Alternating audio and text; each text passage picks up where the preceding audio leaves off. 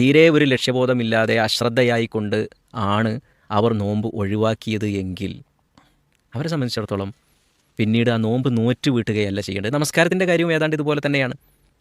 അവർ പിന്നീടത് നിസ്കരിച്ച് തീർക്കുകയല്ല വേണ്ടത്, പിന്നീട് അവർ ആത്മാർത്ഥമായി തൗബ ചെയ്യുകയാണ് ചെയ്യേണ്ടുന്നത്.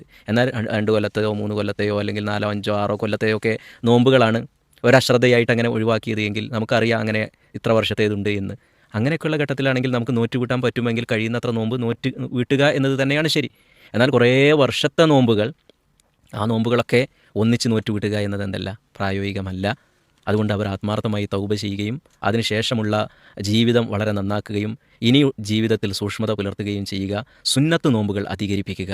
ഇതാണ് ഷെയ്ഖുൽ ഇസ്ലാം ഇബ്നു തൈമിയ്യ റഹ്മത്തുള്ളാഹി അലൈഹിയെ പോലുള്ള പണ്ഡിതന്മാരൊക്കെ ഈ വിഷയത്തിൽ എടുത്ത ഒരു നിലപാടായിട്ട് നമുക്ക് കാണാൻ കഴിയുന്നത്. അത് തന്നെയാണ് പ്രായോഗികമായിട്ട് ഒരാളോട് നമുക്ക് പറയാൻ പറ്റിയതും എന്ന് നമുക്ക് അറിയാവുന്നതാണ്.